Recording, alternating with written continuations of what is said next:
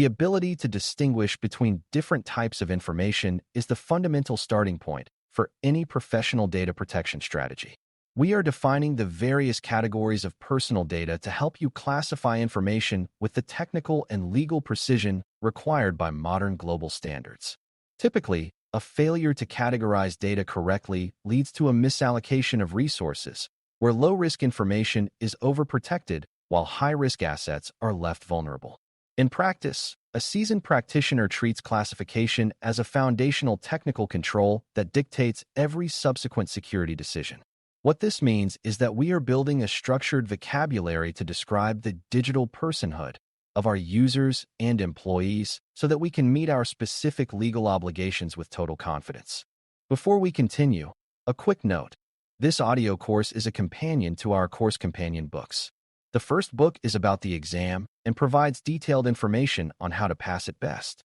The second book is a Kindle-only ebook that contains 1,000 flashcards that can be used on your mobile device or Kindle. Check them both out at cyberauthor.me in the Bare Metal Study Guide series. Personal data is formally defined as any piece of information relating to an identified or identifiable natural person, who is often referred to in legal texts as a data subject. This definition is intentionally broad, encompassing obvious identifiers such as a full name, a home address, or a personal email account. You'll often see that even information that seems anonymous at first can become personal data if it can be combined with other records to reveal a specific individual's identity.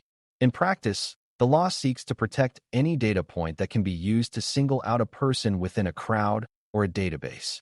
Understanding this wide scope is the first step in ensuring that the organization does not accidentally overlook records that carry significant legal and regulatory weight. A highly effective way to mature your governance program is the professional practice of separating general personal data from specialized sensitive categories that require an extra layer of protection.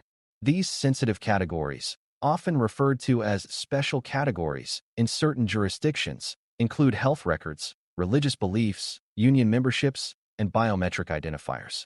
In practice, these data points carry a much higher risk of harm to the individual if they are lost or misused, which is why the law imposes much stricter rules for their processing. Typically, an organization must have a specific and compelling legal reason to even collect this type of information in the first place. By making this distinction clear in your technical systems, you ensure that the most private details of a person's life receive the highest level of professional care. A frequent and potentially costly pitfall in the technical world is failing to recognize that information like Internet Protocol, IP, addresses, and granular location data often count as personal information under modern laws. While these data points may describe a device rather than a name, they can frequently be used to track an individual's movements or identify their specific household. In practice, a regulator will treat the unauthorized collection of location coordinates with the same severity as the theft of a physical mailing address. Typically, modern privacy frameworks emphasize that any online identifier can be a bridge to a person's real-world identity. This realization highlights why the technical team must be involved in classification efforts, as they are the ones who understand the true identifying power of the underlying system logs. You can achieve a significant and immediate quick win for your security posture by creating a clear and consistent data classification label for every single database that your team manages today. These labels, such as public, internal, or sensitive, provide an instant visual and programmatic signal regarding the level of protection required for the records within. In practice, these labels can be integrated into automated security tools that prevent sensitive files from being sent to external addresses or uploaded to unauthorized cloud storage. Typically, a well-labeled environment is much easier to audit and defend because the crown jewels are clearly visible to the defenders. What this means is that you are using a simple administrative tag to drive a complex and highly effective set of technical security and compliance behaviors. It is worth taking a moment to visualize a comprehensive, color-coded data map of your entire organization where every repository containing sensitive information is clearly marked for the highest level of security. In such a map, the flow of personal data across the network becomes transparent, allowing the security team to identify potential choke points or vulnerabilities in the architecture. Typically, this visibility prevents the data hoarding that often leads to massive and unmanaged liabilities during a security breach. In practice, a data map serves as a living document that guides the organization's investment in encryption, access controls, and monitoring. This visualization helps us see that classification is not just about labeling files, but about understanding the entire digital geography of the information we are sworn to protect. In the specialized field of privacy and compliance, we often use the term PII, personally identifiable information, as the baseline for all data classification and protection efforts. While different laws use slightly different terms, PII remains a widely accepted industry standard for describing any data that can be used on its own or with other info to identify, contact, or locate a single person. Typically, your classification framework will treat PII as the trigger for higher levels of administrative and technical oversight. In practice, the list of what qualifies as PII is constantly expanding as new technologies like facial recognition and behavioral tracking become more prevalent. What this means is that your baseline for protection must be dynamic enough to account for the evolving ways that technology can identify a human being. Reviewing your organization's data inventory on a regular basis helps you identify exactly where sensitive information might be hiding in unprotected folders, forgotten backups, or legacy systems. It is very common for sensitive data to leak from a secure database into a less secure environment, such as a developer's testing folder or an abandoned spreadsheet on a shared drive. In practice, these hidden repositories represent a significant blind spot that can be exploited by an attacker or discovered during a regulatory audit. Typically, a thorough inventory process involves both automated scanning and interviews with the business units that create the data.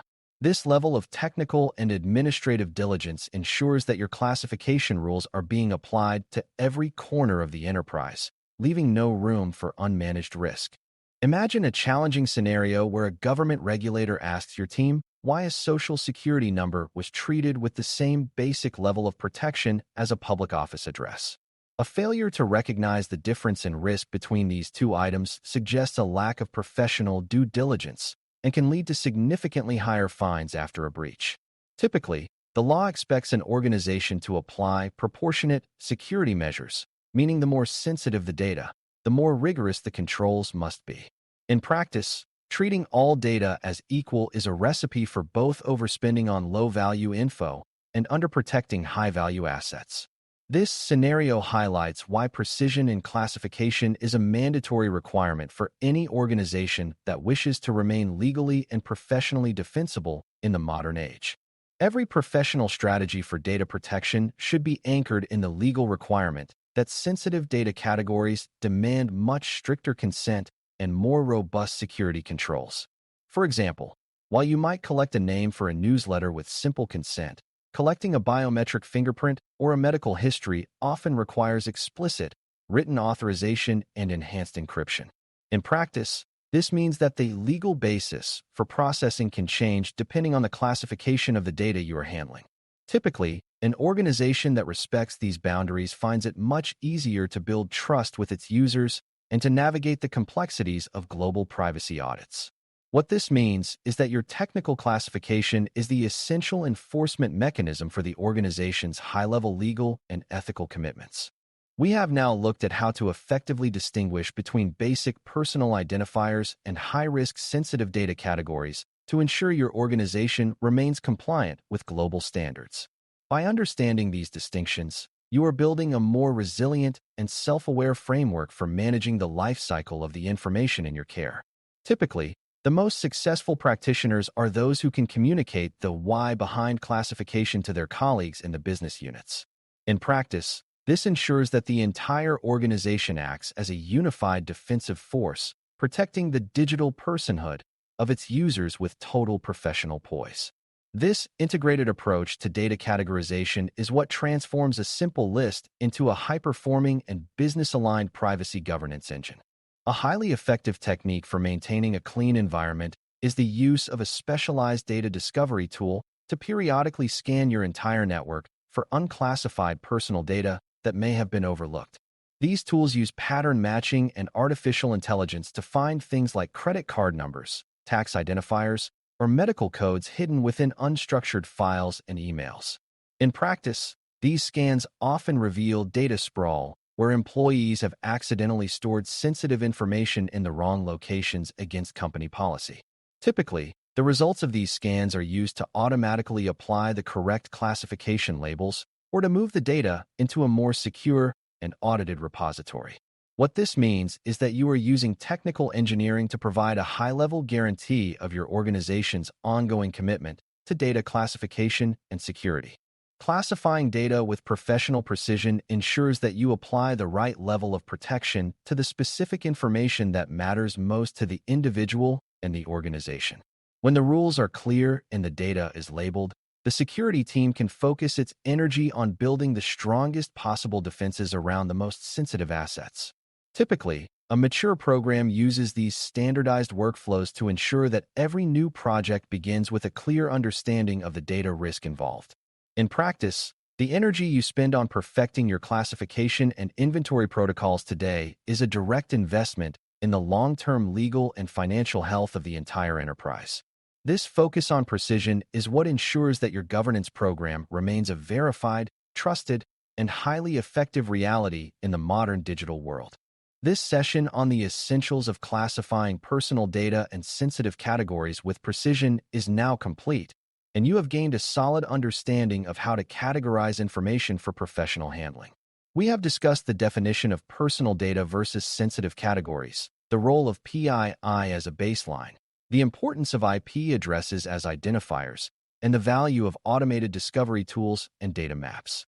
A warm and very practical next step for your own professional growth is to take a moment today and clearly define what constitutes sensitive data within your own study notes.